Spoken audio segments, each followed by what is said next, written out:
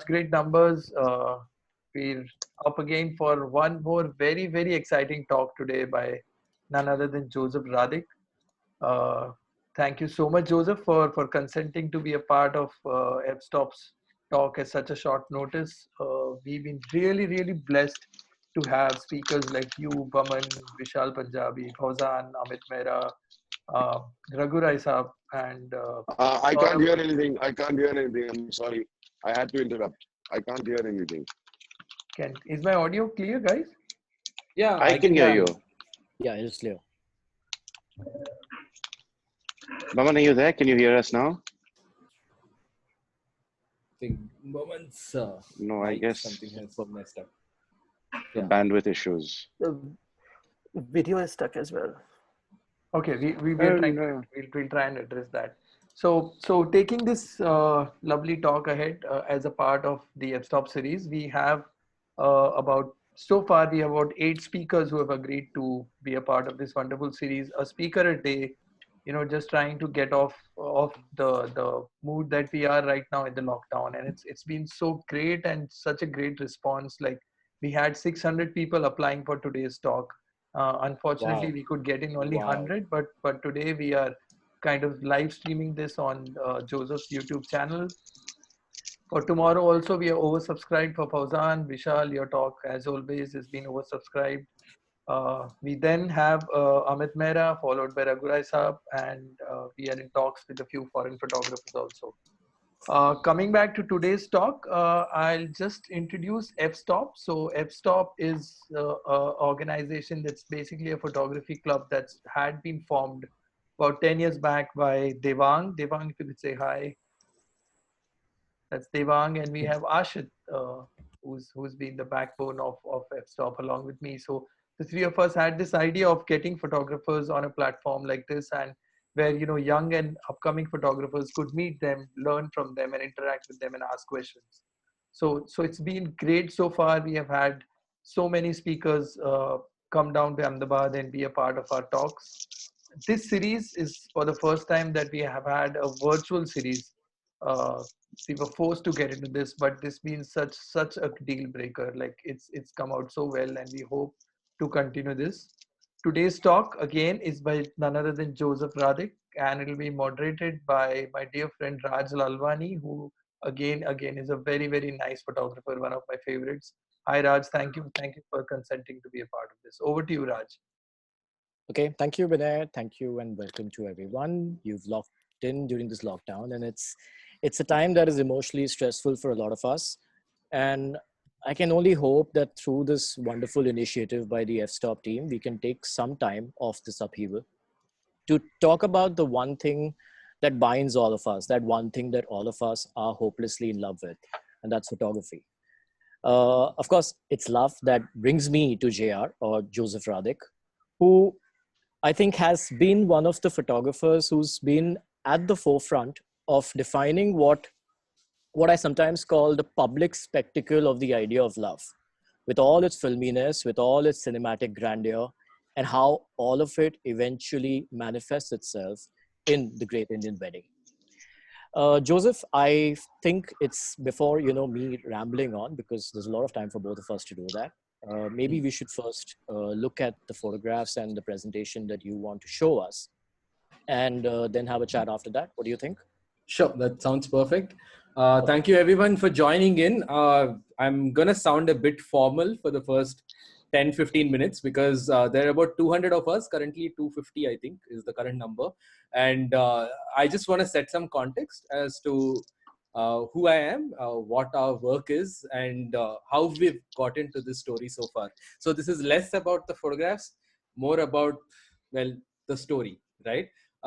So my journey started all the way back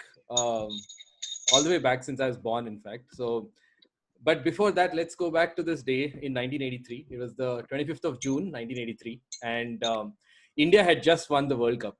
Some of you are old enough to have remembered this moment. Most of you aren't. But what you do not realize is 24 hours after this event happened, which literally blew everyone's minds away. I was born literally 24 hours after India won the World Cup. And from then, it's been one hell of a journey. Fast forward 18 years later, I found myself in engineering, which is the first time I actually picked up a camera. And this is how engineering in Hyderabad looks like. Literally, there's nobody who turns up in class. And since I was the only one in class, I would actually have a camera in my hand half the time. The next 4 years or 5 years, I started this Flickr page where I shot the three things that everybody with a camera does when they start photography. There's sunsets, flowers, and insects. Literally, that's literally what every photography hobbyist I know does, and that's what I ended up doing as well. After that, I graduated from business school. I ended up in a toothpaste company selling toothpaste, literally. And those days were quite busy for me. I had no time to indulge in my photography. So I would wake up at odd hours, go to the railway station, which is right close to my house, and make some photographs. So this is 2008. That's 2:39 a.m. sometime in winter in Banaras, where I was living. I was in Banaras for a year and a half. I then lived in Pune, worked with a design firm. So far, it's a very standard South Indian boys uh, life story, which is basically we become engineers and we go to MBA and we pick up a corporate job. Literally, that's what it is. But it was in 2010, a year after my sister's wedding, where I could not shake off this discovery that I had made during my sister's wedding. So, as you can see, I had spent nearly 10 years with a camera up to this point, and my love for photography was very restricted to landscape and photojournalism. I did not even know that a genre called wedding photography existed. And back then in 2009, 2010, there weren't many of us online as well. And when I Googled the term wedding photographer India, I think three results showed up. If my memory serves me right, they were Rushad Garda, Sefi Bergeson, and Mahesh Shantaram in 2009. And all three were booked out for my sister's wedding. I ended up hiring a studio for my to service that. And when I showed him the kind of photos that I wanted to make for my own sister, I think he recognized only one thing. He said, "हाँ sir, watermark है ना, watermark डाल देंगे, उतना ही चाहिए ना आपको." I was like, no, I was showing him the light, how it was shot candidly. Well, he didn't get any of that. But anyway, so that was December 2008. And for a year after, I literally was hooked on to this thing called wedding photography, because ever since I Googled that, all I remember was getting stuck with this idea that a genre like this existed that I did not even know before. And it had everything that I loved. It had the color and the vividness of great celebratory, photographs of celebration. It had that perfect timing, which was everything that I loved in photojournalism and documentary. It had style, it had fashion, everything else that I was obsessed with at that point in time. But basically, I was like, man, I want to make some of these photos. And I think January 2nd, 2010. So the photo that you have on screen right now is me. Back then, I used to think that, carrying like 50 kilos of gear with me would make me make better photos. So if you see the back, there's my full 8 lenses on my back, and I don't know what all I'm carrying in there. All I remember is my contract or the email that I sent the groom literally said, Joseph Radhik will miss all your moments because this is the first wedding he's shooting. And somehow we made it happen. It was at this wedding that I shot, that I made this photo. And this was January 15th, 2010 that I submitted this photo. January 30th, Kodak had its first ever Wedding Photographer of the Year awards, the Better Photography wala bit. And I had shot only one wedding till then, which was this. So I submitted whatever little photos I had, and it ended up being nominated in like 6 out of 8 categories or something, including Wedding Photographer of the Year. And in my mind, I was only thinking one thing, that this is all wrong. It cannot exist. It cannot be that my work is so good. So it was then that I realized that India, the time in which I started wedding photography was a time where nobody else was pursuing it seriously. And that's one of the biggest factors that I see for for the journey that you're going to see in the coming slides. The rest of this, I'm going to go really fast. I made this photograph literally the week after. And by 2 weeks in, 2 months in, I had innumerable requests because I was also posting these to my personal Facebook page. In March of 2010, I started my own Facebook page, which, everyone had a Facebook page at one point in time, right? First name, last name, photography.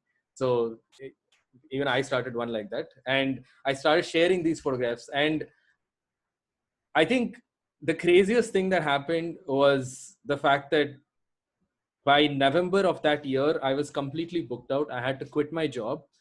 And when I quit my job, I put up a status on Facebook saying, now full-time professional photographer. Somebody picked this up and wrote a blog about it. And it was insane. They wrote a blog about it, and CNN IBN picked up that story, and they contacted me and they said, we want to do an interview with you on national TV. And this was what happened 15 days later.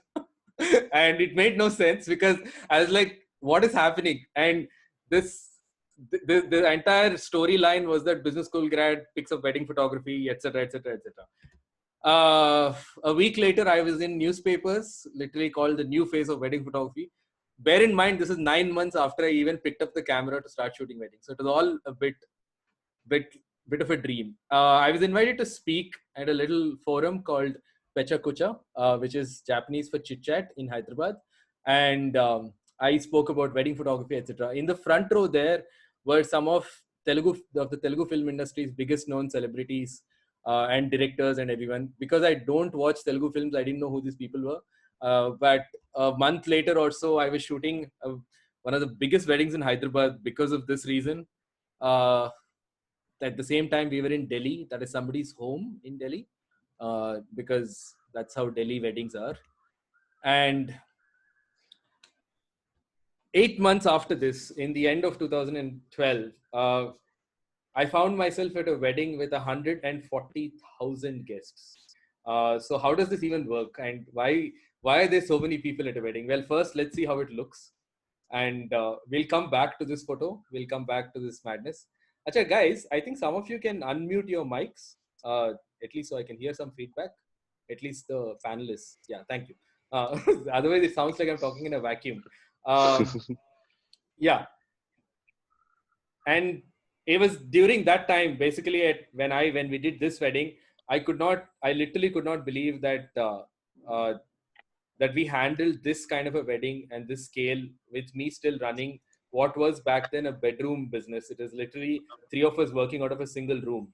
And I asked my brother Joshua to join in. It was in 2012 that we went from what the photo you see on the left is of us planning our big trips in the life to come. And the photos you see on the right is That's when so we started sweet. stories.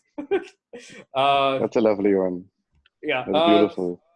Thank you, Vishal. And yeah, so the years after that were quite nuts. I'm literally going to fly through. We ended up in Rome. Let me just full screen this. We ended up in Rome shooting a wedding right over the heart of the city.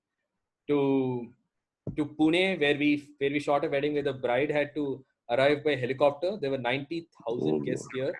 Yeah, exactly. To Mykonos, to Jaipur, to Bombay again.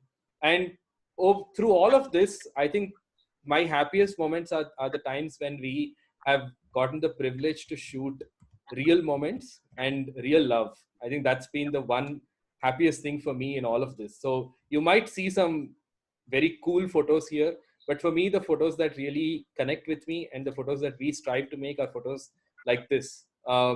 This is Sadamini's wedding, which was at the Delhi court. It was just a registered marriage. There was no event. There was no deco, nothing. This is shot by Noel David. And it's just real. It's just real. To when the dad of the bride walks in and, the bride puts haldi on him, reverse. So this is a photo by Harsha Batija. You'll see the names of the photographers on the right. This is Samantha's wedding. I find this photo exceptional because by itself, it doesn't convey much apart from a bride breaking down. But this was a bride who literally told us that over the 3-day wedding in Goa that she will not cry. She will have the best time of her life. And it was at the fag end of those 3 days that I think it all sank in that, yeah, that this is a big moment. And we get to witness real emotion like this again and again and again. And we also get to shoot some really nice people who invite us into their homes, make us part of their families. This is Bowman, who looks much younger here with his son Oh, Danesh. shut up.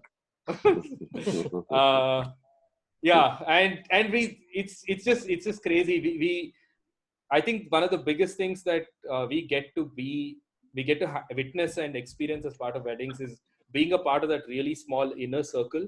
So if you notice, most of our photos are from that, they close that physical and emotional distance as well. They're all taken in from up close, and yeah, they go in really, really close like this.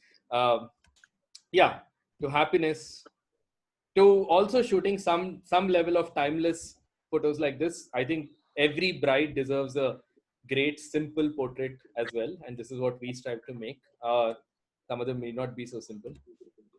To family photos which don't need to look very very typically boring, to the friends of the groom and the brothers of the groom.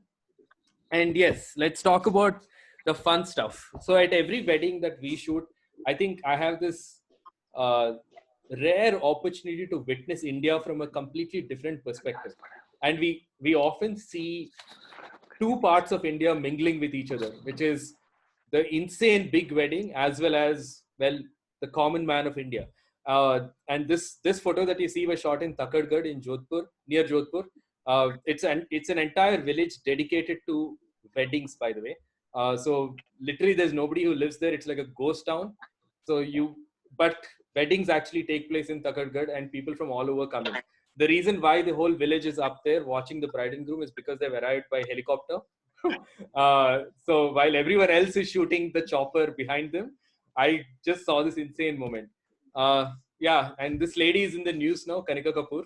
But when she was performing on stage, these are the tiny things that I look for. These janitors and the workers getting a free Kanika Kapoor concert on the other side of the stage.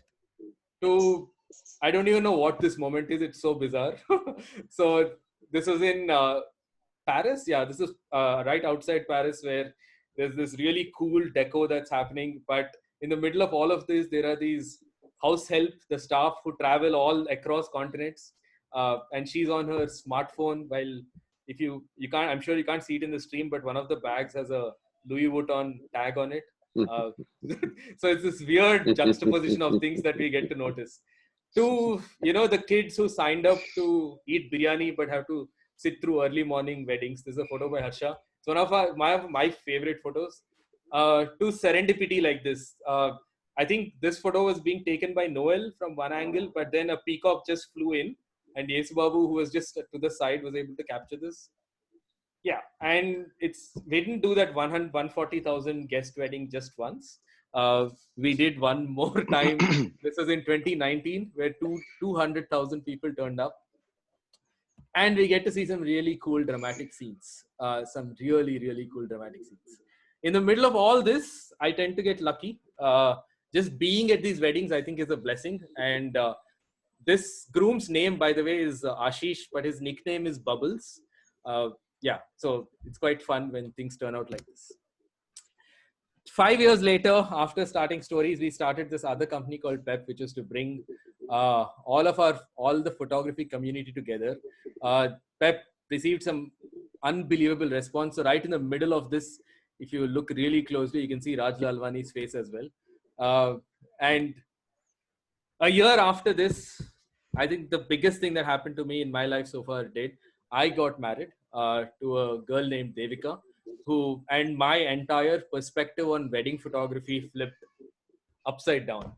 Everything that I thought was important at weddings didn't exist anymore. I realized that photos are actually very little to do with how they're photographed, and it's a lot to do with what is being photographed. They're about the family, the friends, and the people that I love, and they're really not about myself, because I will always have my memory of my wedding. Yeah, even though it's a very fancy photo, I think you should also see as how we really look on a day-to-day basis. And the same year, a lesser-known couple also got married, and there's a lot of unnecessary press coverage about them, as you can see here. I think they broke the Instagram record for the most number of likes. The year 2018 was a blessing. We got to photograph another slightly well-known couple as well. And 2019 wrapped off with this. So that brings me here to 2020. This is our life right now. On the call today are a few of my best friends and my colleagues and some of my inspiration, all the guys I work with at Story. So most of the photos you've seen right now are actually taken by them and not so much by me. I am still a full-time photographer. I do still shoot weddings every single day. But I think a large part of my life today is in coaching these literal rock stars that I work with. So to the right, by the way, is how our day today looks like, where we are all working from home. And to the left is how we look usually. That wraps up this part of the presentation. Raj, you can take over. Yes, Devang. Before you continue further, I would just like you to stop your screen sharing once and restart it so that there was an annotation blue mark which can be removed. Yeah. Oh. Yeah, I was going to ask. That blue thing looked like a little bit of a. That was a mouse. Say it. Everybody felt It the was same a way. phallic. It was a phallic symbol. Yeah, say it. It was like And I wanted to interrupt, but I thought it was on my screen, and I'm like, no, I'll sound. Yeah, like I'm wiping it off my screen. So what the hell I've been drawing? I wiped it off my Guys, screen. that would have been so funny if all of you were wiping it off. I literally thought that it's something to do with shucks. Anyway, let's stop it here now. Everything we say will have a double meaning. So just let it go now. I just came from out and I thought, fuck, the virus is already there now. Yeah, good. Okay. So Raj, you apart must from have been holding your breath for him to say my presentation. Banga, you should have First stopped thing me. first, Yeah. just go back and just wipe that goddamn thing off. Wipe that blue condom off. Condom. That is so nice of you, Bowman. I like how you're Yeah. safe even in these cases. Yes. You say Guys, we we are just say all it. live on YouTube. We're all live on That's YouTube. okay, man. That's okay. We're all grown I up. think We are everyone's bored spending grown too ups. much time at home. Okay. I'm done with that part of my presentation. Unless So first of all, a big round of applause for that part of the presentation. Come on, everybody. Let's hear it. Yeah. That's good. Thank you, That's guys. good. Thank you. It's very sweet Okay, of you. Joe, can you hear me clearly? I can hear you loud and clear. Perfect. Okay. So Joe, I have 2 or 3 questions, but before I start being specific, I want to pick up on something you just said. You spoke of how your perspective on photographing weddings changed entirely once you got married. Yeah. Now, I think I would like you to elaborate a little more on that. But also the fact that you've been shooting weddings for 10 years. Now, in 10 years, we all change as photographers, of course. We learn different skills. We learn techniques. We become much sharper at our craft. But apart from that obvious side, how have you changed as a wedding photographer? Wow. Okay. I think there are 2 to 3 big changes in this 10-year journey so far. The biggest things for me are when I think in 2016. Yeah. So when I started shooting weddings, I had this one-line answer to anybody who said, "Why do you shoot weddings?" And I would say that I have never seen weddings being photographed from the perspective of a best friend or literally a friend. And I think a friend or a family tends to have this inside view of a wedding, which sadly they're not equipped with a camera. They see all the coolest things that happen. They see all the inside stuff. They actually see all these things which become memories later, but they're not captured as photos, while the photographer is a stranger to this event, right? So that used to be my first answer whenever anybody asked me about wedding photography. That was my first 3-4 years. Somewhere along the line, we got into this business, or rather this journey of shooting these larger than life weddings, which were no longer weddings, just weddings. They were also events. They were events with a lot of deco, with a lot of planning and a lot of design, with celebrity performers and everything else. So suddenly for me, I went from this perspective of a best friend to this perspective of this photographer or a photography nerd who would be always looking to shoot the coolest angle, the wide angles, to reflections and whatnot. And 2016 was this time where I met some very nice people. Among them are Erica and Lanny Mann, Frank Boutonnet, Susanna Barbera, and we all spoke at this conference in Goa called Silk Inspire. And it was during those conversations that I realized that these guys are making unbelievably nice photos which are real, but they're not shooting the kind of weddings that I am, right? While one of the questions that was asked during those 2 days was somebody said, all of this happens only at American weddings. It doesn't happen at Indian weddings. And I was like, is that true? Because in my early years in this career, I used to remember it happening every time. Somewhere along the line, I lost that perspective. So 2016 was this time when I decided that I'm going to invest time in the couples that I photographed, in the families that I photographed, to get to know them better, to get to go back to being that friend types, And since that was the one big change. A year, 1.5 years later, is when I went through my own wedding. And during my wedding, I realized, yes, it's about real moments. Yes, it's about really nice things that happen on the big day. But it's also about seeing the perspective of the people you love at your own wedding. Let me break this down, because at my wedding, as you can understand, I was the groom, right? So as a groom, 90% of what I saw through my eyes was the bride, right? 90%. 5% were my immediate family. 5% was everyone else, because it's gale lagana, it's handshakes and all of that. But 90% was the bride, right? And I think I lost the one thing that if my photographer had to answer a question during my wedding days, it had to be, what did my family see? What did my family go through? Did they laugh? Did they cry? Were they annoyed? Were they tired? These are the questions that I really felt needed to be answered. And I then look back at all the weddings that I have photographed so many times. And if any wedding photographer in the audience, you would 100% agree with this, where a bride comes to me and says, Joe, आपने जो photos दिए हैं ना, I need more photos of my aunt, okay? Or I need more photos of my uncle, or I need more photos of my niece who attended the wedding, or my nephew. And as a photographer, the first thing we tend to respond is, I've delivered such amazing photos and you're asking for more photos. Hey, like, what is this? It's not even relevant. And I completely disagree with that Joseph, that younger Joseph who felt that way. So since then, we really literally revamped everything we do. The way we deliver photos is completely different today. We actually deliver these galleries called Family and Friends, which is all about actually seeing everyone else other than the bride and groom at a wedding. Yeah, that's how my perspective's changed. Okay. Now, picking up on what you just said, is that considering the quantum of weddings I'm sure you shoot? Now, I don't know the exact number, but the fact is that a lot of wedding photographers in this country shoot a minimum of 20 a year. Some people shoot double the number. Some people shoot 3 times that number.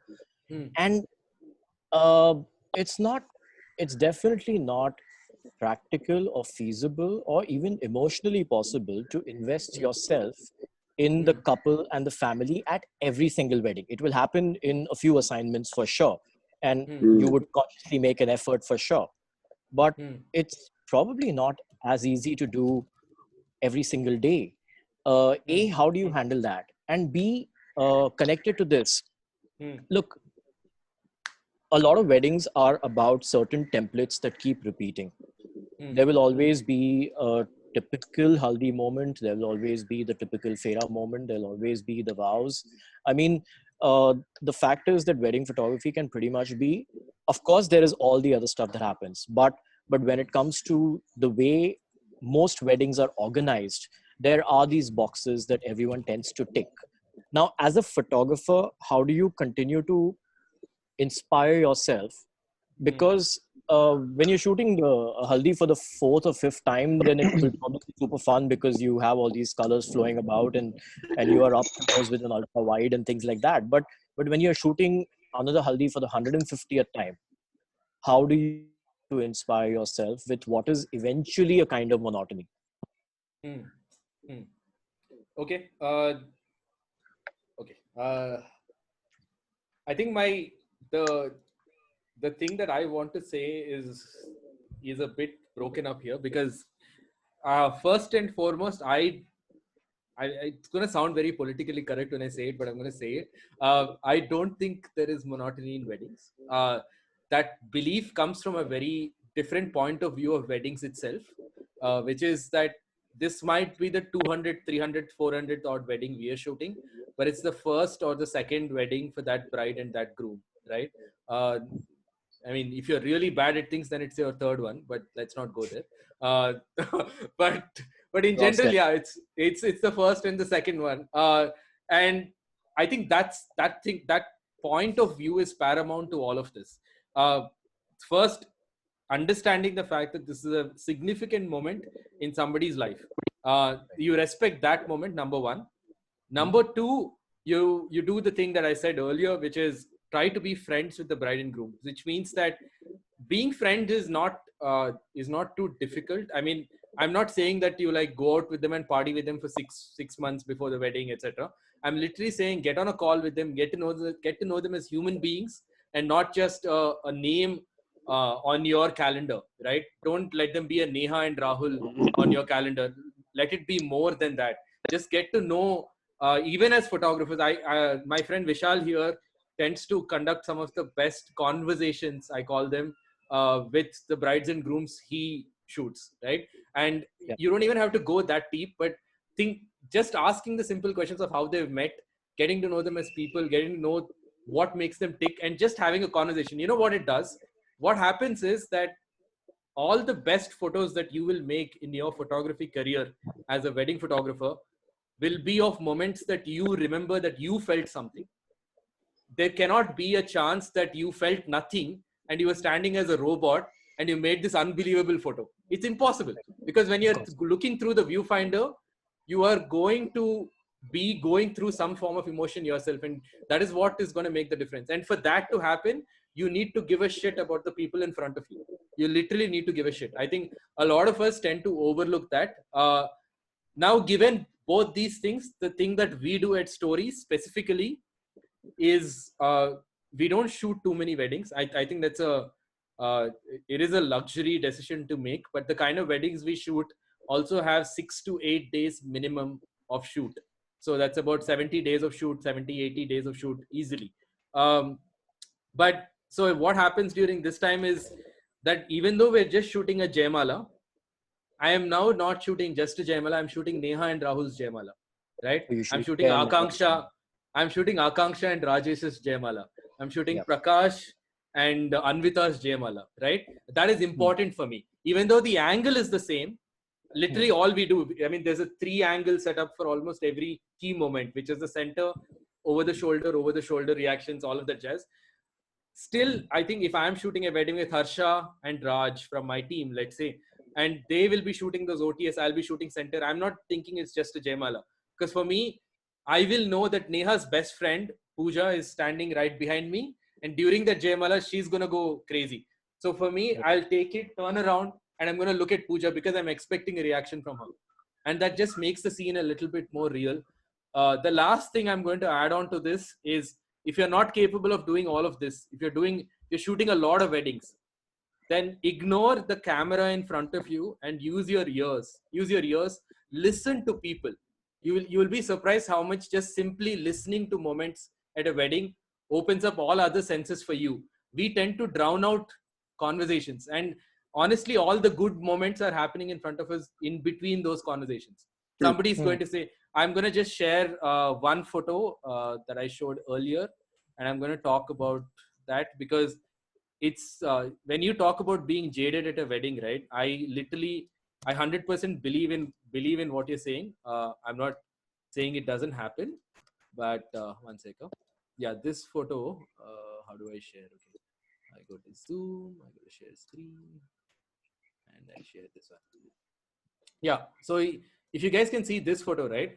This photo to me is one where what happened right before the wedding, I mean, right before this moment happened in front of me, was somebody said, bucket ekkadundi. In Telugu, that translates to where is the bucket? Okay.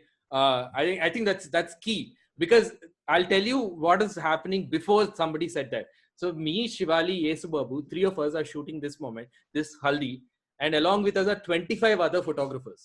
Literally 25 other photographers. So it's this jund of people who are everywhere, and it's like we're in a sports event with 10 cameras aimed at people. So instead, I realized that the only thing I can shoot are reactions because everybody's getting the same shot. Then somebody says bucket ekudundi, and I realized that they're going to throw water on him, and I have to get in the queue of people, of all the guests who are putting haldi on top of his face. So that's what I did. I get in the queue, and I'm the last one to face him, and then all of that water is thrown right at the camera. That's a 16 lens. So I'm, as you can see, I'm really, really close. So I was a mess. Sorry. What happened to your camera after that? Camera was fine. My pants were gone. My pants were a red mess of vinegar, tomato juice, water, and whatnot was in that. Yeah. Okay. So you're That's basically what I saying have. that building trust enough so that you are in that inner circle Yes. when something happens. So it's not so much about the skill of shooting it a particular way, but Not at all. being so close that you probably see a lot more than anyone else is, Feel and a thus lot more. something will not. Okay, Feel lovely. a lot more. Yeah. That's And the thing. you know what you just told me about this particular photograph and the incident reminds me of this sports photographer's fantastic legend called Mirale, Donald Mirale. He had said this to me years ago that if you see something happening, then you missed it. Because the only way to photograph it is to know that it's happening beforehand. It's to preempt it. Because the moment if you're instinctively reacting and you're seeing it, then you probably miss that photograph. Correct. If you see the image, and it also comes from a time of where the shutter used to exist in cameras. So if the shutter has gone down at that right moment, then then you've not seen the moment. Yeah, I know the how code. things have changed. Sure. Okay. Okay. I want to move more to what you were talking about. You spoke about how you are sort of mentoring a team, and of course you're doing a bunch of other things. You run something called PEP along with your brother, which is this educational thing, this series of seminars, workshops, your annual conference, and other workshops you do. And look, I've been following you now on social media for the past 4 or 5 years. What I often tend to observe is that earlier it used to be your photographs and it used to be the other things you did. Now I see you doing so many different things that I'm like, oh man, this guy is so busy teaching, is so busy communicating, is so busy talking about technology, that I want to ask you that all these other things that you've been doing, do you think they add to your process as a photographer, or do you think it sometimes takes it away from it? Because obviously it's a byproduct of a certain kind of success that you've had, that brands come knocking, and considering the market that wedding photographers offer to most manufacturers in India, they would come knocking, and it's probably great fun. But at the same time, do you sometimes feel that the reason why you started shooting goes away? Excellent question. Also, extremely long question as usual by Raj Lalwani. But honestly speaking, I am currently a brand ambassador for Sony, one for Zeiss, etc. I think the things that I would be honest enough to tell anybody today is there used to be a time when I think I'm just addressing one separate thing firstly. There used to be a time when a brand ambassadorship used to be a mark of recognition of somebody's work, right? I still think it is that case more often than not today. That said, I do think that with the onset of social media, it is a case of popularity. It is a case of getting a brand to sell more cameras via somebody else's work being popular enough. So let's set that aside. I'm just stating that out loud. That said, you asked me if I was to dial down your question into the simplest form possible. You're saying does doing education, social media, brand ambassadors, ambassadors or endorsements take away from the joy of being a photographer or my life as a photographer? Okay. Yeah, and specifically you, because you've been doing this for so long. Yeah. I don't think so. But then I think it's also going to come down a lot to the kind of person you are. I think people if I was to take one more similar human being who's in this call right now, are actually two. there's Vishal, who dons many hats in his everyday life. He's a filmmaker, he's a director, he's also a cinematographer. I mean, literally in classic filmmaking routines, the director doesn't touch the camera at all, right? Unless you're doing some chutku little indie project types. But Vishal is this guy who operates the camera, who flies a drone just like I do. There are a lot of weddings we catch each other standing beside each other flying a drone, etc. It's like we are doing this lots of things at once. I wouldn't call it a jack of all trades, but we're doing lots of things at once. If you are that kind of person, I think there's a word for it. What is that called? Hyper functional. I think that's the word. If you are that person, then yeah, or then a life like this is fine. But if you aren't, I doubt whether you should be choosing such a path. I'm coming down to the fact that I enjoy this. I'm not sure anybody else would. I don't think my photography or my focus on my personal photography has reduced. If anything, it has gotten even better because of the fact that literally all I do in life today is I'm worried about the next photo I make. I think my followers on Instagram, all the engagement that I have keep me busy. And when I'm at a wedding as well, when I teach all of these things, I learn more because every single time I teach, I learn something else that I did not know about, that I did not know I didn't know. Does that make sense? Okay. I did not know I didn't know, right? The reason why is because whenever I teach, I'm putting all these slides together. I realize, oh my God, I've not done this till now. I've not done this till now. Now this path is very different from the photographers from the regular photography journey, right? Which has usually been a path of introspection and not a path of outward teaching. I think it's just the path that I have decided to take. Yeah, Okay. I'm not sure it answers it well. That said, I'm going to end this answer with one little bit. I think we live in a stage today where if you are a great artist, you cannot exist in isolation, or you cannot be a professional creator. If you are going to take this up professionally, a part of you requires to do the kind of things that you spoke about, which is handling social media, talking to brands, and doing all of those things which are not a photographer's job, because it's literally what is going to ensure that you sustain your photography business in days to come, right? And you can't be somebody who does only photography and nothing else. Yeah, because half the time you're going to notice that the guy who is willing to hustle is actually getting more jobs than you are. What is it that you were mentioning the other day? Something about the 3 C's: critical acclaim and commercial. Yes. Okay. That is a good point, which I'm trying to place it. But can you Okay. No, I'll do it. So I believe that in every in 2020 in an artist's life, there are 3 forms of progress or success that you can aim for. One is the artist or critical success, which is being recognized by people of worth in your industry, right? The second is commercial success, which is literally getting work, making money, making dollars, making rupees, right? The last is popularity, or literally being known for who you are. I think these three things are very different.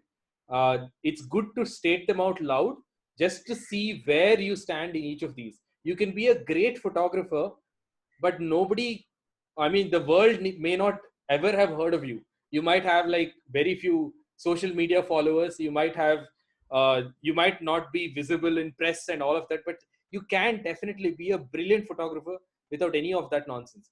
You can be a great photographer without getting any work as well, because you don't understand clients. You don't understand client servicing. Your work can be utter shit. Like, if I was to be candid and say it so, in terms of an artistic ability, the whole industry will be like, or the awards functions, and everybody will be like, man, this guy's work is not great. But you can run a successful business for 30 years just by understanding 30, 50, 60, 20, 50, like decades and generations, just by understanding what a bride wants or what a client wants and catering to it. Literally, right? It need not be critical acclaim. Just like in every form of creative industries, this exists. In the filmmaking scene, this exists, right? You will always have your Christopher Nolans. You will also have your Michael Bay.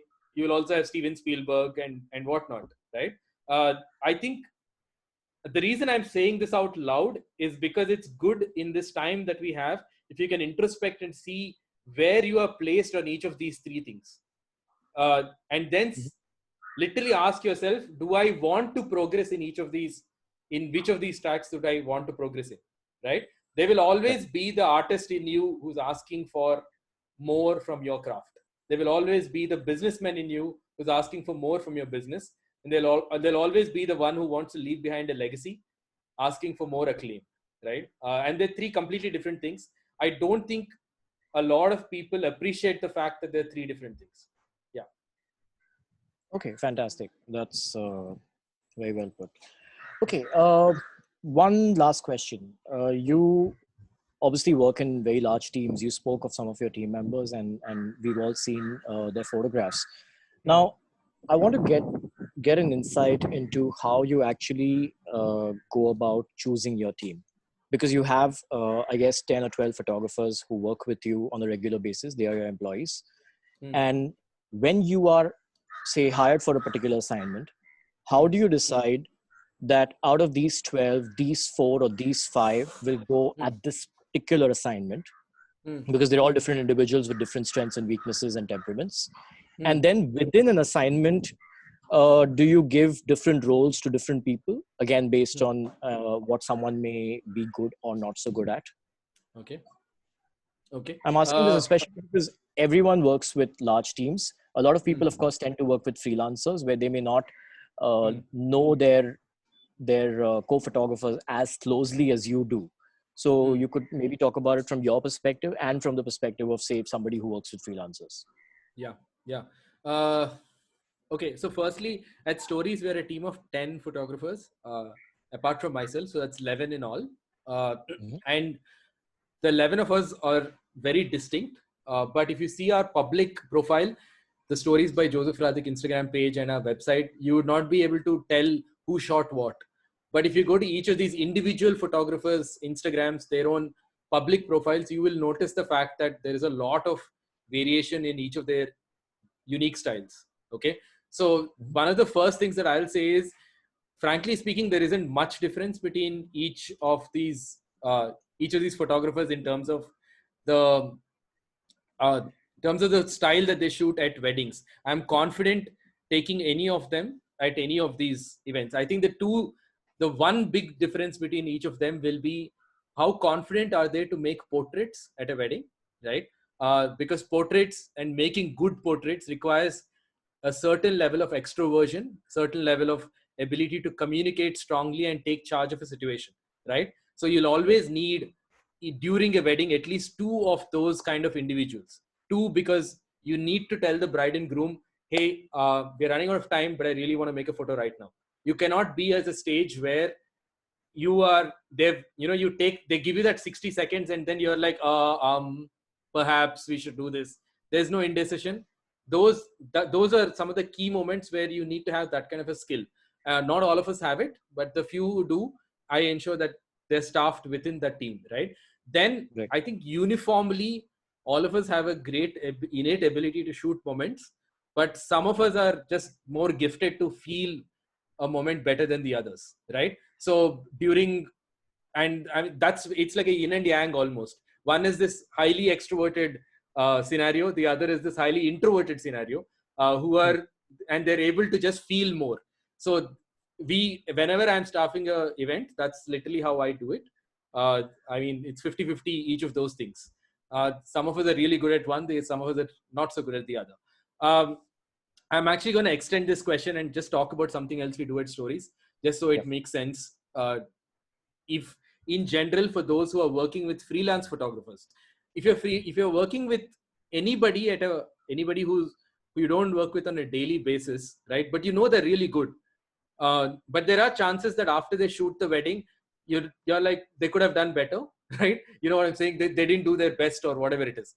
Then what I suggest is, I think there are 2 things that you should be able to balance at a wedding. One is to feed the hunger within for an artist to make the photos that they want to make, but also to make a client happy, right? So making the client happy is something I've already spoken about, but feeding the hunger within is super important. If you view your photos as raw ingredients, as literally raw ingredients, as like vegetables that you are just putting it in, you're never going to be happy till you make and cook something amazing out of it, right? So at Stories, what we do is, as soon as a wedding is done, literally as soon as a wedding is done, uh, within 24 hours, each of us edits our best photos and shares it with each other. That's all I'm saying. We share it with each other. We don't care about the bride, right? I'm being honest about this, right? Because the bride may not care about these photos. The bride may not care that you saw a hawk swoop in and pick up a snake while the wedding was happening, and you put the foreground blur of the bride and groom in front. The bride is like, kya hai, right? But we'll all be like, oh my God, what a photo, right? The bride may not care so much about the fearless photography awards that your photo might win, right? But all of us do. And feeding that hunger within, I think, is super, super important. A lot of us miss it in all of this Jamela, right? So this is all so the way we survive as a team is we are each other's best critiques. We try to be each other's best cheerleaders. I'm not saying we do a great job at it. We do a really good job at being each other's critiques though, because everybody will be like, Joe, I don't know why you're so happy about this photo. It's really not that great.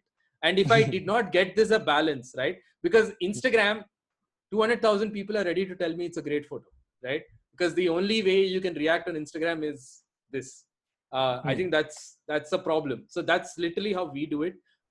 That's why we are really excited about the next wedding to come, about feeding that artist within. I'm actually going to take 2 minutes right now, and there's a wedding that Vishal and I were at recently in Muscat. And day after the wedding, these are the photos that I shared with the bride and groom. Now, these may not look like award-winning photos per se, but I'm showing these to you because this is literally what we do at weddings. This is less than 24 hours after the wedding. Vishal knows this because Vishal saw these photos. I'm sharing this currently live to you. Can you guys see the photo? You can, right? Yeah, we can see the pictures. Awesome. Okay. So this is a wedding. This is the groom. This is Sindhi style wedding, right? These are all my photos from these events. It's nobody else's. So I edit these photos like as soon as possible. I don't care whether I lose out on sleep or whatever it is to get to this point. So yeah, this is when Vishal gave me the drone. This is the bride. I found this slit of light. I'm just going to quickly go through till I stop at an interesting photo. This is literally everybody at the wedding. I love this little moment of this kid happily jaunting down here to 1 second.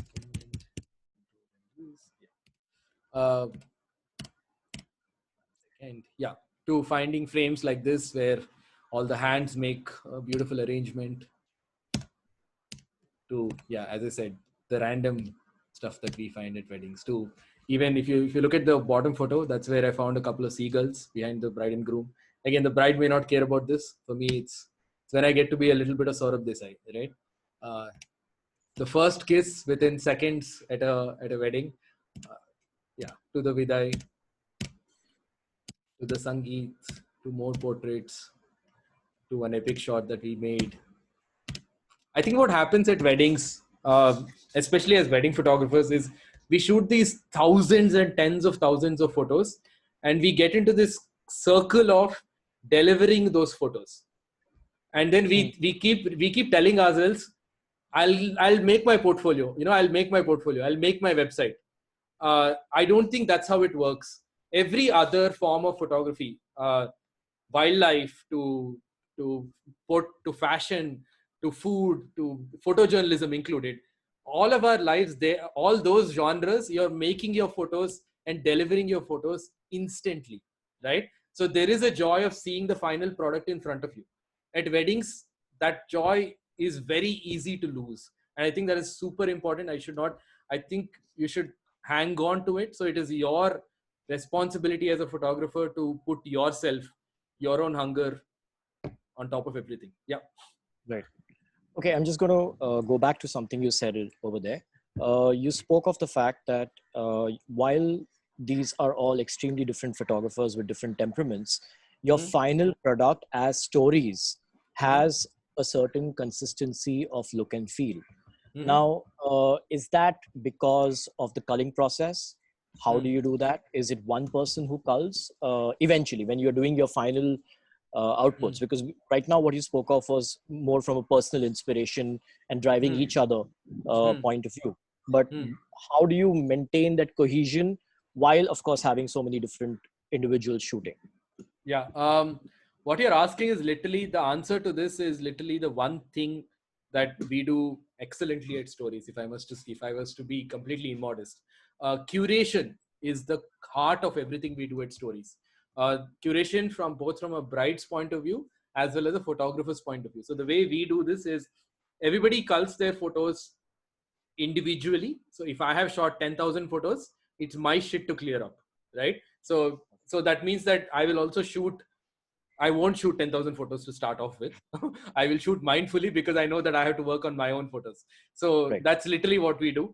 The next thing we do is we send all of our culled photos to one curator. The curator gets to see the bird's eye view of everybody's photographs, everybody's angles, and they are the storyteller for each of these events. They are picking and choosing this. The The reason one why this curator is somebody who was shooting at the wedding, or is it somebody else Yes. from your team? No. It has to be somebody who's at the wedding. Has to be Okay. somebody because they Okay. know who the Masi, Poopa to Chacha, Chachi, Mami, etc. And they all know that, right? Right. Now, here's the fun fact. There's a very high chance that the curator can delete a portfolio-worthy photo of another photographer because it doesn't fit in the story. Bowman Right. said something very interesting yesterday, which I believe in 100%. He said that telling a story or making a film is not about just making pretty scenes. It's not about making beautiful frames, right? It's about telling a story. So Yep. beauty or pretty doesn't have any place in when a good story has to be told. So the curator is cruel, brutal, and all of those things just to tell the shortest, sharpest story possible. Then if I shot this photo that I believe is portfolio worthy at a certain wedding, I can go back and edit that myself. But that's course, that's yeah. a completely different thing. Yeah, that's how we do it. Okay, lovely. I think Vinay wanted to add on something to this particular Yes. answer. Vinay, Okay. do you want to Yeah, there continue? were two things that I think as wedding photographers, all of us have learned, and I really need to commend Joseph for this. Is it's both ways. Like, if I as a wedding photographer was hiring freelance people, or I have seen a lot of other people hiring freelance photographers, very few people have had the honesty, I would say, to name the photographers who have actually shot the pictures. Like I've seen many presentations of so-called very big wedding photographers who have claimed other people's pictures, saying that this was easily a part of stories by you could have easily missed out those photographers. So I really need to compliment you on that. I think lot of photographers who are here and doing this process need to learn this. And also it's the other way also, where freelance photographers who work for us just kind of dump the data, as they call it, on our system, and they're gone and they're right. So this practice that you guys have of sharing pictures and you curating them, and also they having a voice of the pictures being there, I think that can really uplift the whole product that the team as a whole is. Yeah. Actually, thank you so much, Vinay. Thank you for recognizing that. But I think the important thing is the long-term feasibility of your photographers delivering a great product highly declines when you're not able to recognize their worth, right? If you're not able to credit their work, because at the end of the day, all of us, there are currently 260 of us on this call. No, 360 of us on this call from various platforms, right? All of us are in this because we wanted to create art for ourselves, right? I mean, that's literally one of the biggest things. Selfish motives are one of the core parts of being an artist, right? We are so, and I really think it's very short-sighted if you're not able to recognize photographers and give the people you work with the level of credit they deserve. Yeah. back to you. I just want to move to some. There are lots of questions. I'm There are trying lots to of questions. which one to move There's to. Mr. Abhinav. Ravi Mistry has put an essay answer right now. Yeah. Yeah. Oh yes. Okay, should we first go to Abhinav? Abhinav's Yeah. question. Go ahead. Should we move to Ah. Abhinav Saha? He Yeah. has Go a. ahead. Yeah. I think we'll take a couple of questions from Zoom, then move to the panelists, Sure, and then sure. go back to YouTube, and Sure. vice versa. We'll play ping pong. Let's Yeah. see. Yeah, Vinay, Baman are you says there? Baman wants to say something. Vinay, I think Baman wants to say something. Baman, unmute, yeah. How do I do that? 1 second. You've done it. Yeah, you've done it. You've done Hear you it. loud and clear. Or he's muted himself again. Baman, you muted yourself again.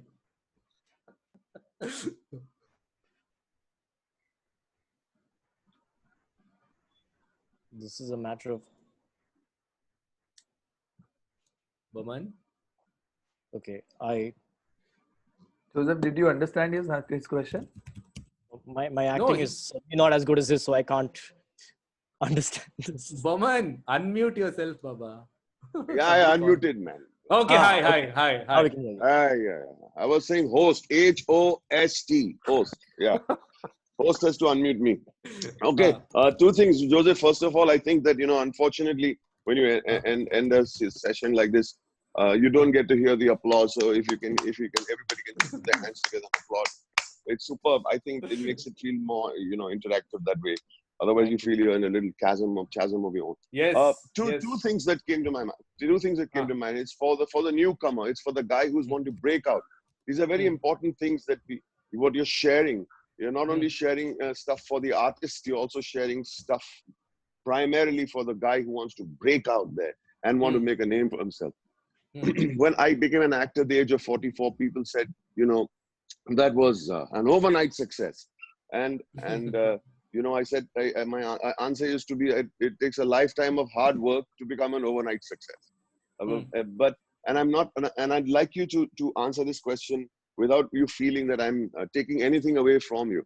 It is only to your credit to what you've done. But I think within 6 months of you joining, and you were a techie, you said, and then you did one wedding, and you sent and that shoe photograph, which I still feel is one of your best because of the breakthrough photograph.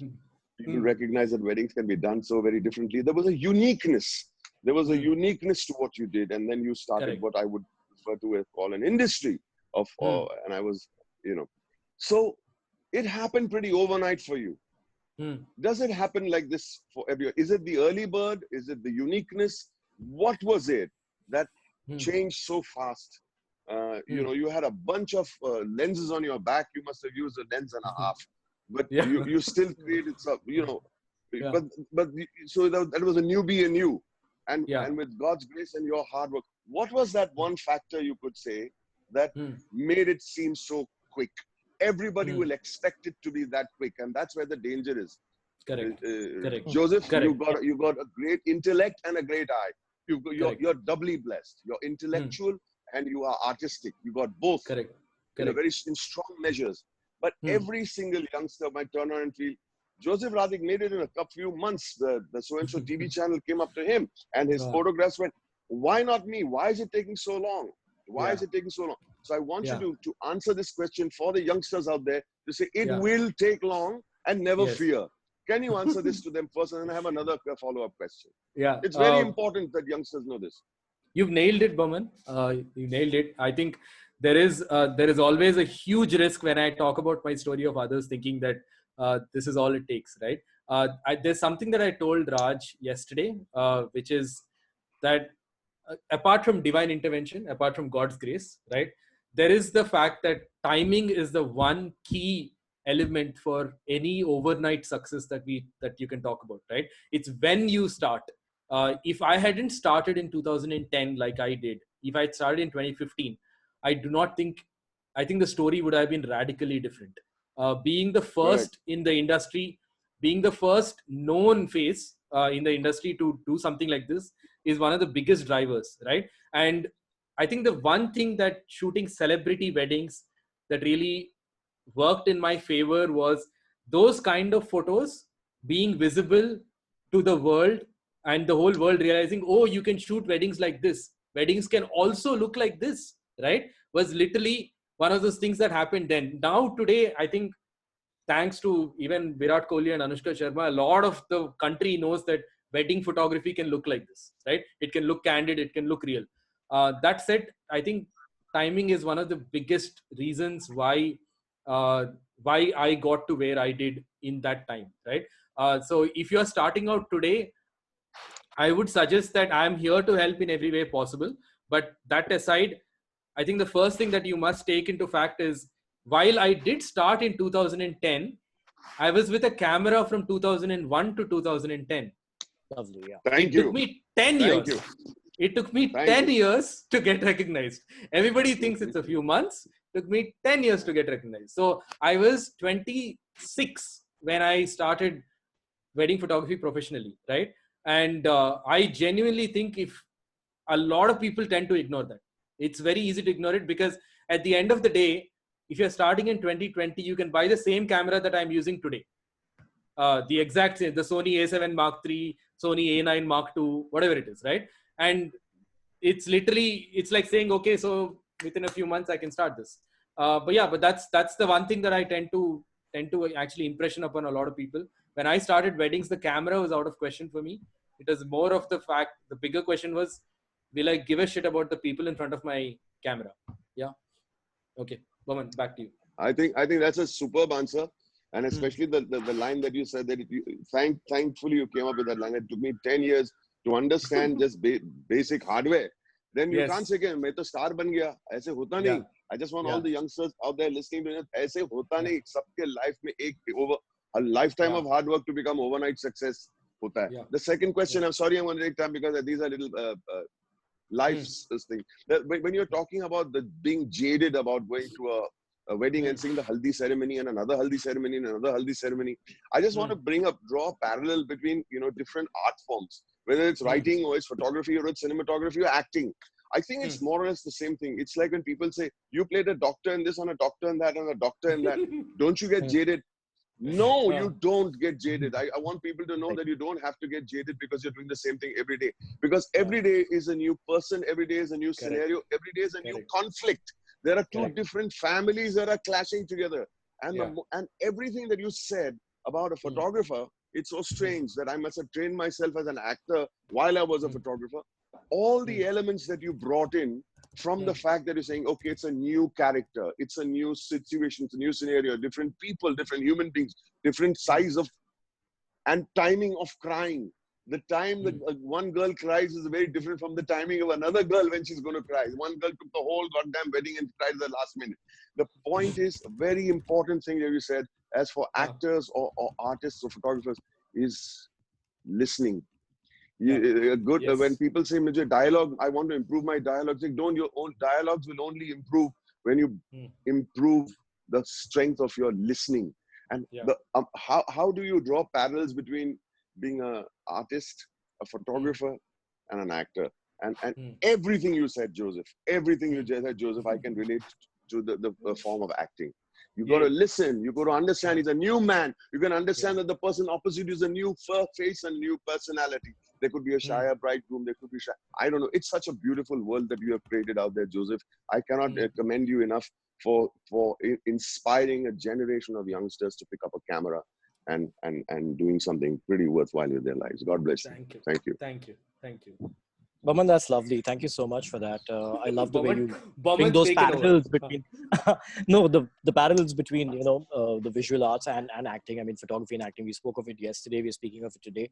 I love the way you brought that about. But I think it's important the way both you and Joseph spoke about this, because there are people who get into that rut, and the idea is to recognize that because we love what we do, we need to ensure that we do not just go through the motions when it comes to something like this. Can I ask a question? Yeah, Vishal. Yes, Vishal and then Abhinav. Vishal wanted to ask something and then Abhinav. Hi Vishal, what's up? Hi, how's it going? So Joseph, to talk to everybody now, everyone's stuck at home for the next 2 weeks, 3 weeks, God knows how long, could be longer. A lot of people write into me and they talk about the business of cinematography, and they're studying in school, they're doing a BMM course, or they're doing a mass media course, or they were doing a marketing course, and they all get into photography. They like photography. Their dads bought them a DSLR. Preeti and Arjun from college have, started working together on projects, and they really enjoyed working together. They found this co-relationship and coexistence creatively, and they've come out of college and they're like, we're going to start a new business.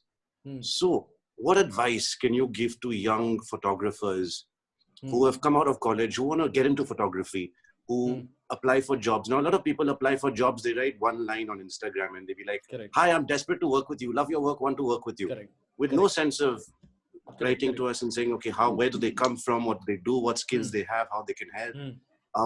So when young people are spending this, they have 3 weeks right now to spend doing nothing.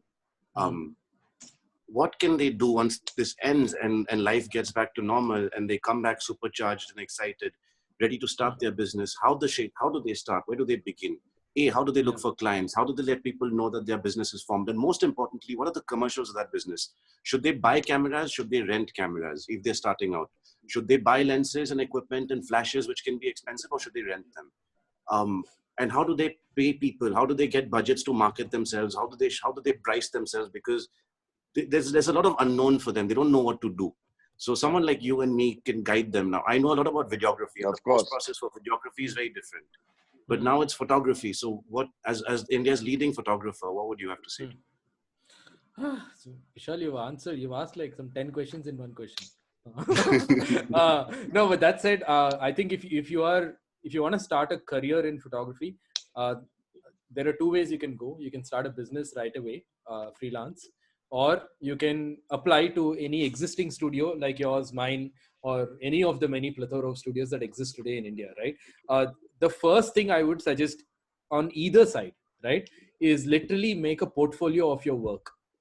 Because there used to be a time, I don't know if how many of you guys remember this word called curriculum vitae or a resume, right? And I like how that entire thing seems to have thrown out the window somehow, because it's been replaced with direct messages and as Vishal said, one-line emailers, right? So for me, whenever we hire, actually, I'm going to flip your question around and literally say, how do we hire at Stories?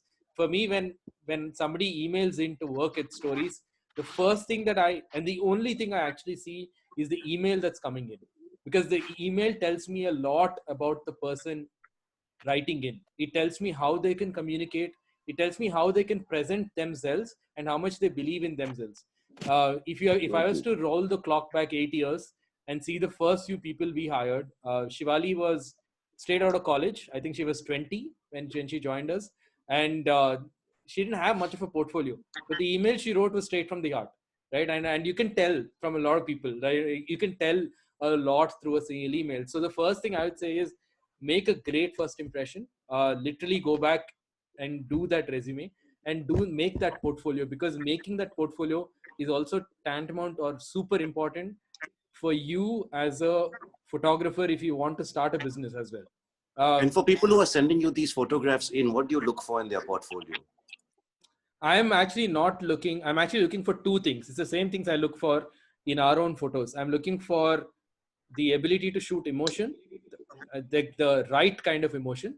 And the second is slightly debatable. I'm looking for style, if that matters, right? I think it's core for our brand, the kind of weddings that we shoot, and it's core for your brand as well. I'm looking for style.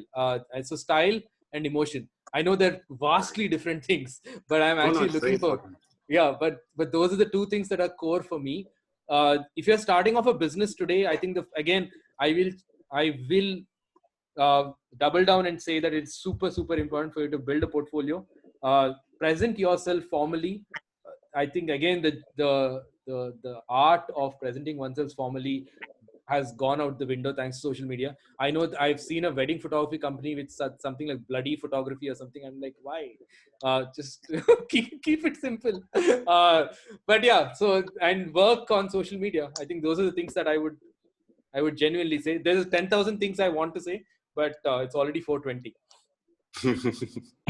Yeah. That can mean a bunch of different things. Okay. 4:20. It's 4:20, guys. Hey. Okay, let's Hi, move to can I? Abhinav. Okay. Hey, Can hi. we move to Abhinav? Hello. Joe, can you hear me? Yeah, I can hear you. Tell me. Hi.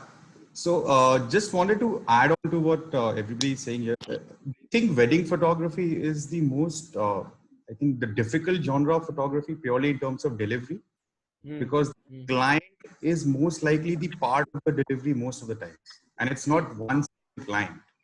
Unlike other, say, commercial photography, where a agency is hiring you and there's a model in front of you or a subject in front of you who's not actually bothered about the delivery. Do you think wedding photography is really tricky, and especially for youngsters, because right now they just think it's easy money. They're not understanding what it takes to make it work. Correct. So do you think it is really difficult art form in photography right now, especially in the current times? Is Abhinav Sa asking me that it's a... Which Abhinav is this? It's me, Abhinav. You are part of my wedding. Yeah, I know. That's why I was like, why are you asking me? It's a difficult form. No. In terms of why I'm asking you is, you said a line that your own wedding changed the perspective of how you looked at weddings itself. Correct. Right. So it's a follow-up question on that. That we, as wedding photographers, how much do we keep it real and how much do we keep it framed aesthetic for a client? Do you think it's... Yeah. Okay. So the thing is, I think the first and foremost thing that I would advise anybody who's running a wedding photography house today is to take wedding seriously. That's the simplest thing I can tell you, because a lot of, I think, Indian culture as it is places a lot of importance on marriages. I'm not saying weddings, but marriages, right? And hence that wedding day is seen and regarded as one of the most significant days in somebody's life. I think this is something that we tend to forget. We genuinely tend to forget. We tend to look at it as just a photography assignment. We tend to think of it as some way to replicate Pinterest and Instagram mood boards and just dole out something. I don't think that's the case. Take it seriously. If you do it, take it seriously, then you will understand that this events are nothing but just they're purely nothing but a personal family event. That's all it is. Okay. I think there's a lot of, because of all the noise that I think about 200 of us on this 400 strong group have created, all the noise of unbelievable composition to mag mod lighting to drones and everything else. The core idea that we're shooting a family event, it's easy to forget that core idea. I think the core idea is that you're shooting a family event. And if you want to know how to shoot it well, I would suggest for anybody who's starting today to go and actually shoot something in their own family, right? Uh, literally say, take a mobile phone and go shoot it. So look beyond composition, look at important characters, look at important moments, and only capture that. Then come back to shooting weddings, because then you will understand how serious this is. Yes, it is very tough because of this. It's very tough because the expectation from a wedding photographer is to deliver social media worthy photos, right? The expectation today, which is about 1 month after the wedding, is that they want great photos for Instagram and Facebook. But 1 year after the wedding, they want great photos. They want simple photos of what actually happened at the wedding. Anybody who's gotten married here, I have a question to ask in return, and you can answer this in chat on YouTube or on my Instagram. How many times do you go back to your professional wedding photos, and how many times do you see the photos taken by your friends? Because I think that is key to understand how a bride and a groom relive their day. That's the only feedback that you're going to get, Abhinav, right? Literally all you have to do, this year's PEP, I did a talk on how I think our lives as wedding photographers are like test match players. Because we work hard over a bunch of days, but Instagram and social media, they only see the highlights. They only see the sixers, the wickets, and the fours, right? They don't actually see the rest of the boring stuff that we shoot at a wedding. But actually speaking, every single photo we take is important. You should not focus on the highlights. You should focus on winning the matches. You should focus on finishing those matches and playing it, like literally playing for a longer time. That's how I would equate this. Yes, it is tough, but it's not that tough if you know what a bride and groom want from a wedding. Well said. My turn. Gone away? Yes. Who's Kaun that? baat kar raha hai? Hello. Yeah. Fauzan. Yeah, this is Fauzan. Yes. Yes, sir. Hi, Joseph. First of all, you tell me where should I send my CV? I'm totally jobless till the next 14 days. So the salary can start right away. Water, please. Okay. Now my question is, in a wedding, how many photographers do you need? First question.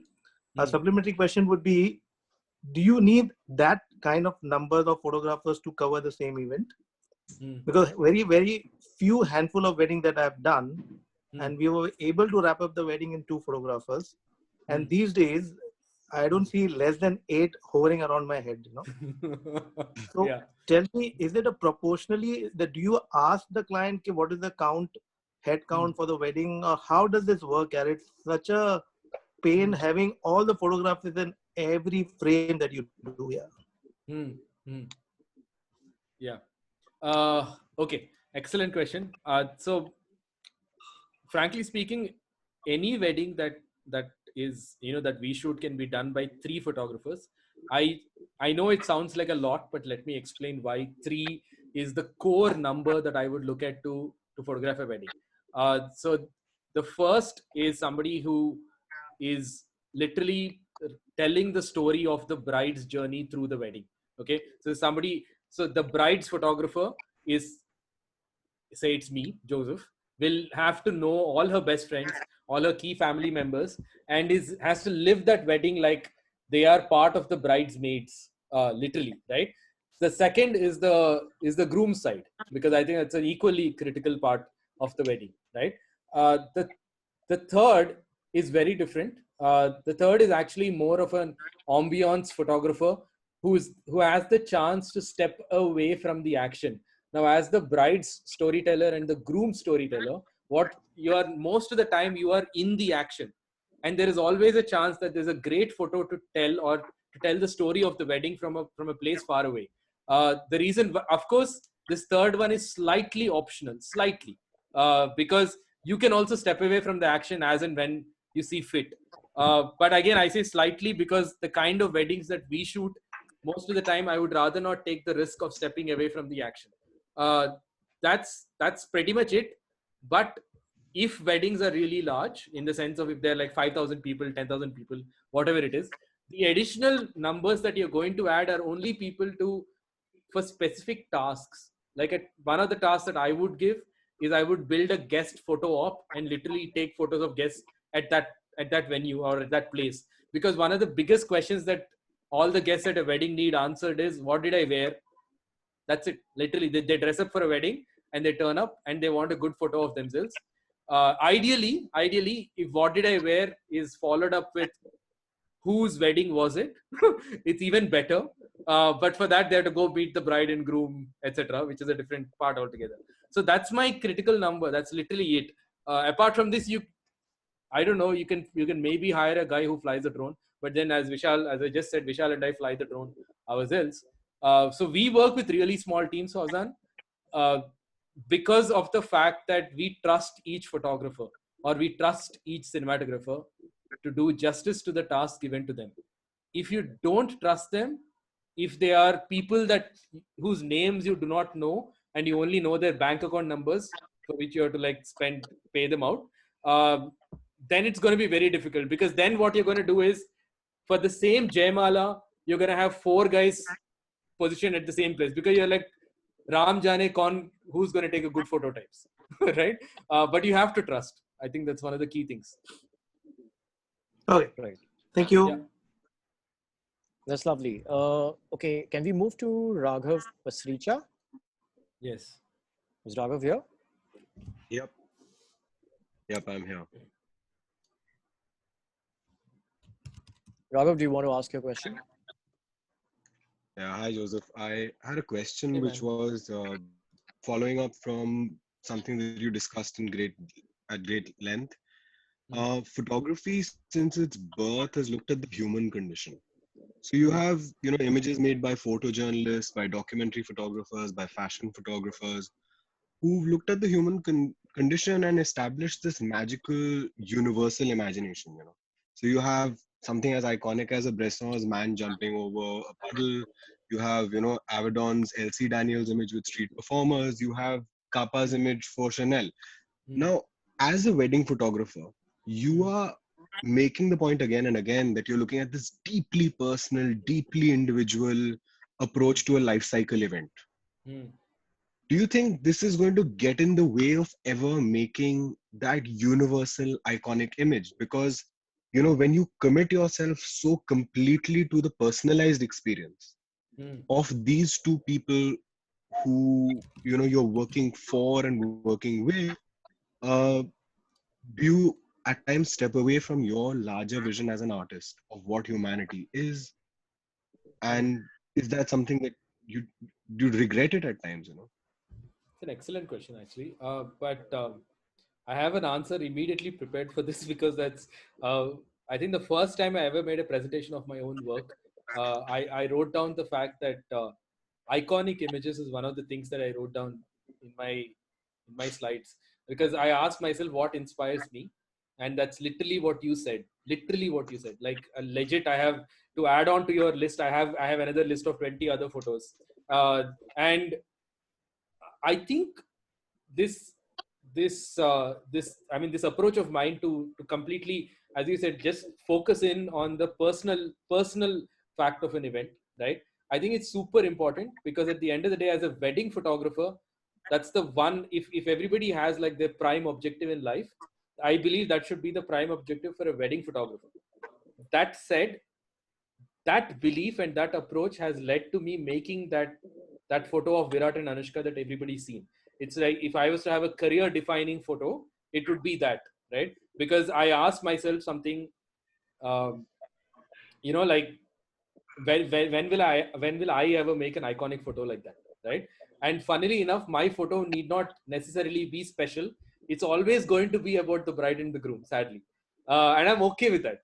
I'm genuinely okay with that, right? Because the dream of having a photo that's seen by millions of people, and luckily we live in a country with millions of people, literally 1,000 million people, right? Has already occurred once in my life. And it slowly occurs every time I shoot somebody who's well known and popular.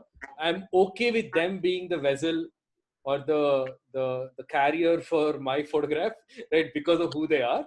But that's the truth. I mean, I'm not looking for. But that said, I also have one photo which I think a lot of Audio people seems to know, have which is gone. the pink lehenga of the bride twirling in her pink lehenga, which has like been published 10,000 times. So every once in a while that does happen. But as long as I'm focused in on that, on the personal aspect of things, I'm happy if that keeps happening again and again. That's pretty much it. But super question Thanks. though. That's it. Super question. Yeah. Yeah, super question. Yeah. Okay. Next up. Joseph, Huh. who's that? Saurabh. Can I? Yes, of course. Yeah. Okay, this is not a question. This is just a compliment to the wedding photographers, uh, especially to you, Joseph, to Vishal, people who have actually dignified the profession and get it to a level when people start considering spending a good amount of money. And it's not about money, it's about the dignified, the way you people have, from where you people have brought it up. I remember 30 years back when we started photography, wedding photography used to be like the big no for photographers. I mean, that was like something, oh, you're a wedding photographer. Oh, oh, oh. So you are actually practically no one. And it was that bad कि, if somebody used to ask us कि तू शादी की photo खींचेगा, हम लोग कहते थे यार लास्ट टाइम जिसकी खींची थी उसका डिवोर्स हो गया. So if you want to take a risk, then we can do that. So we just want to avoid the client. So just want to compliment you guys. Thank you. You people have come a long way and dignified the profession. That was my compliment. Thank you. And if I come to the question now, you just said iconic image. We were talking about the iconic image. So the iconic image was through the photographer's eye or because of the characters what they were. They were iconic in by themselves. So how will you differentiate between the iconic image per se? The image was iconic because of the photographer shot in such a way that it became iconic, or because of the larger than life personalities they were. Can I speak? Yeah. Thank you so much, Amit. Firstly, I put a huge smile on my face. I think it is visible to everyone for what you said. That said, I can answer your question with this one-liner that I read about photography a long time ago. It said photography is 5% skill, 5% art or 5% talent, and 90% being there. Right? I think that's how I've always treated photography. Of course, there are other genres in photography like fashion, still life, conceptual, all of that jazz, right? But when it comes to the core genres that I focus in on, which is photojournalism, weddings, wildlife, sport, documentary, right? The best photographs are only possible because that photographer was there at that point, at that moment. And for me, that's literally in my definition of iconic photos. One of the biggest reasons is the photographer was there, right? Yes, the next thing then is, yes, they were skilled enough, but 5% skill, 5% talent, 90% being there. My question is, had it been a couple from Dharavi, not Anushka or Virat, वो तब भी image उतना iconic होता? It would literally be the same photo, Amit. Right? It would literally be the same photo. Photo same होता. Yes, but it literally be because of my skill. Yeah. Correct. But where I think Raghav was coming in also, and the way I understood his question is, a few photographers are known for a few images that they make in their lifetime. Correct? And where I was coming in is that I have probably one or two photos that define who I am. One is the pink lehenga shot, which has gone everywhere, and this other one, as the other one is of the Virat Anushka shot. Now the second one I was literally saying is probably is known more for the people and for the fact that I was there to photograph it. But that's it. That's literally all I'm saying. That's exactly what I'm saying. Yeah, fair enough. Hi, Joseph. Raghav just wants to add to this point. Can we just quickly go to Raghav? Yeah, go ahead, Raghav. Then we'll go to Amit Ashar because he wants to bring in a word. So, I mean, it really wasn't about just the one or two photographs that the photographer gets known for. It's also about the fact that as an artist, a photographer has tapped into something that becomes relatable across geographies and across time. And it's if we look at art history, painting has looked at the experience of the soul, sculpture has looked at the representation of man and bodily form. Photography has also had its role and its unique perspective to offer. Now, when you personalize a genre of photography to the extent that you're talking about, and I completely respect it because I also shoot weddings and I understand where you're coming from. I do sometimes wonder that, can you make that comment? Because finally Bresson may have had an acute understanding of rain and the city and that man's movement, but he also had a larger objective distance from that man's experience to be able to create that shot. He was making a comment that rises above that man. And that's the push and pull that I keep wondering about, because of all the people here, you're probably you've dealt with that situation of observing a life cycle event the most number of times. Correct. So do you at some moment say, like as you said, the seagulls at the back, you could make a very powerful comment with something that may not matter, but you may also therefore detract from what you deliver to your client, who you do clearly treat as your primary, your priority in every which way. Yeah. I know that it's a struggle for Vinay because I work with him at times and he sees 5 million things through his viewfinder at the same time. So I'm wondering actually, at what point do you indulge yourself finally? You do. Okay. That's a simpler question actually. At what point do you indulge yourself? I think there's at every wedding, there's like 3 levels of a photograph that you can take. The first level is something that I call level 1. I mean, it's literally, it's the basic thing that's expected of a wedding photographer. What's the basic thing that's expected of a wedding photographer? It's to answer a few questions. Was it my wedding? Yes. Okay, then I need to see the wedding itself. What was I wearing? Because I look at weddings almost like costume parties. So for some reason, people wear fancy stuff. The next question to ask is, who attended this? Who was I with? Which is very important. And the final one is, what did I do? These are all pretty simple things. Level 2 is where it gets interesting, where you might be able to answer this question which says, what did I feel? Okay. Those are it's a completely different paradigm, that one, because where you are then looking for subtler cues of storytelling. The final level for me is where you can infuse yourself as an artist at a wedding. I mean, in the wedding story, in the photo, in the album or the gallery of photos that you are delivering, right? Which would be essentially ignoring all of this and answering that final question, which is, who shot my wedding, or how did I see your wedding, right? Which is where really everything else comes in, seeing all these 10,000 other things. But the first two for me are 90% of the delivery at a wedding, literally 90%. As long as I've answered that basic question, I can move on in life. I can capture other things, right? They only need 1 photo, 2 photo, 3 photos of the fairas, right? That's it.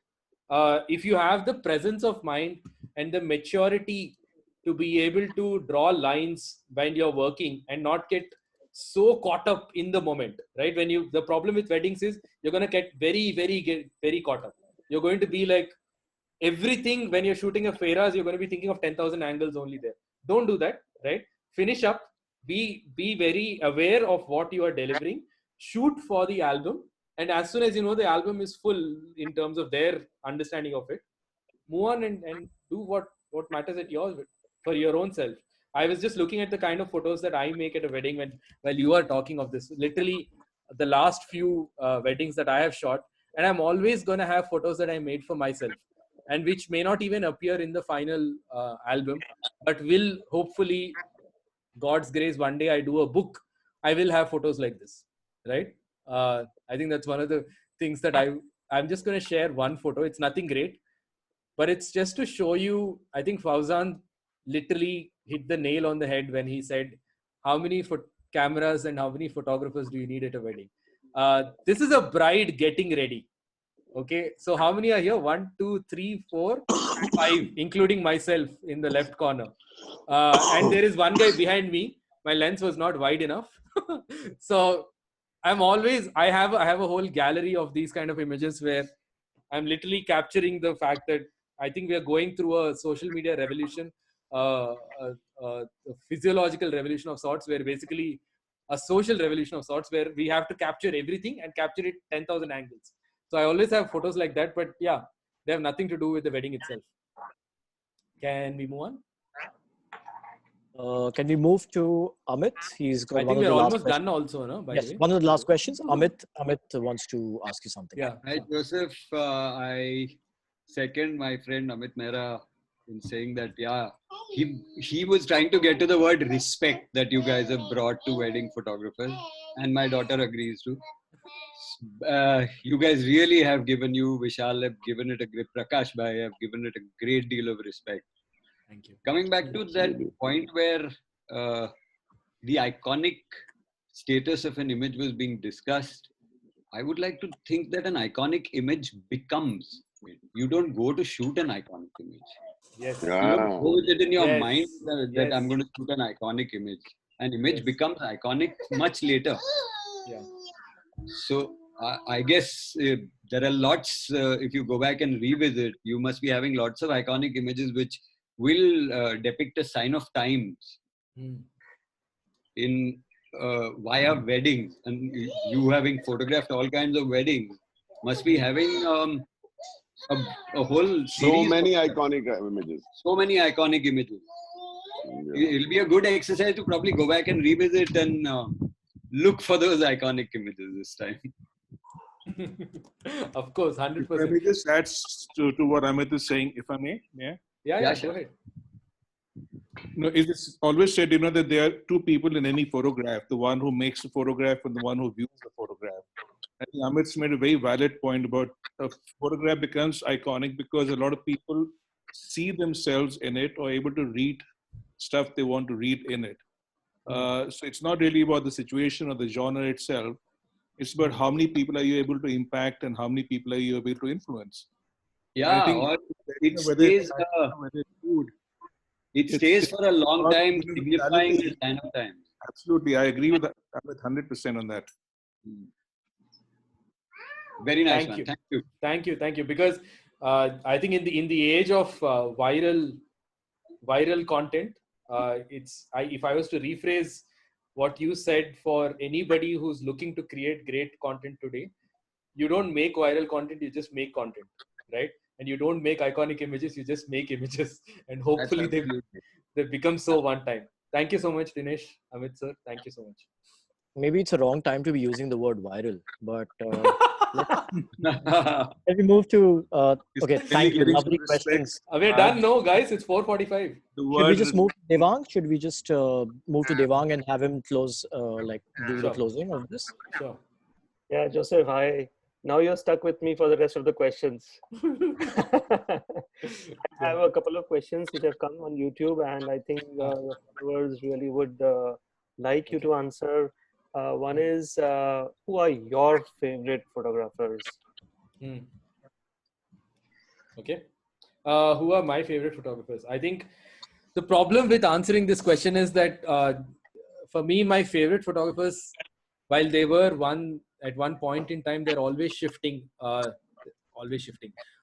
Today, I'm obsessed with anybody who's shooting any kind of people, any kind of human photography. So fashion is one of the biggest things. The fashion and portraits is one of the biggest things that I am obsessed with today. So Mario Sorrenti, David Bellemare, to Peter Lindbergh, whose book I just bought the other day, to people who are documenting history. I don't know who that is. To people who are documenting the world today, Pete Souza, Christina Mittermeier, her boyfriend or husband, Paul Nicklin, to Ira Block, all of these. So I know for a fact that these are strange answers from a wedding photographer, but these are literally the kind of two things that I look for today. Anybody who's photographing people in their many, many forms are my biggest inspirations. Great. Yeah. I hope none of the people on the group were expecting that you would say hey, one of them is this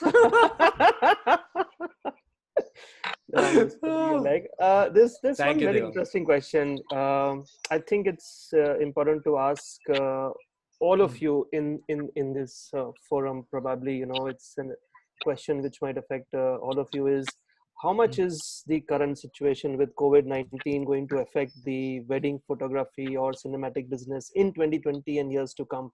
I know for sure nobody can have a straight answer to that because we really don't know what's panning out. Correct. But what do you anticipate? I mean, like, what is the anticipation? A couple of things. I think I would like to put forth the optimistic view on these things. Yeah. The first thing that I would see is that as creative people, as storytellers, in the times to come, you need that more than any time else. The world is what we're going through today for a few weeks, or may last for much longer. What's happening is that I think all of us are looking at these numbers as just numbers. There's 600,000 people infected, 22,000 people dead so far, right? Those are not just numbers. Each one of those deaths is linked with a large amount of grief. A large amount of families are affected due to each one of those deaths, right? And those are 25,000 today. God only knows how many more to come, right? So in the time to come, storytelling and art are going to be one of the few things that are going to lift the mood up and make people feel normal again. So I cannot stress how important what we do as a community is. So that's my optimistic look on things. The pragmatic look is the fact that I think for a while to come, congregations or large gatherings of people are going to be an issue.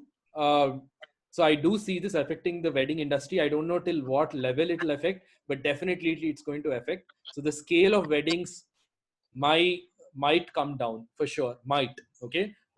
Given that, you might need to figure out how you will change the scale of your business and everything else. The second thing that I would be worried about is if large congregations are a problem, COVID-19 has shown us that travel itself is going to be an issue.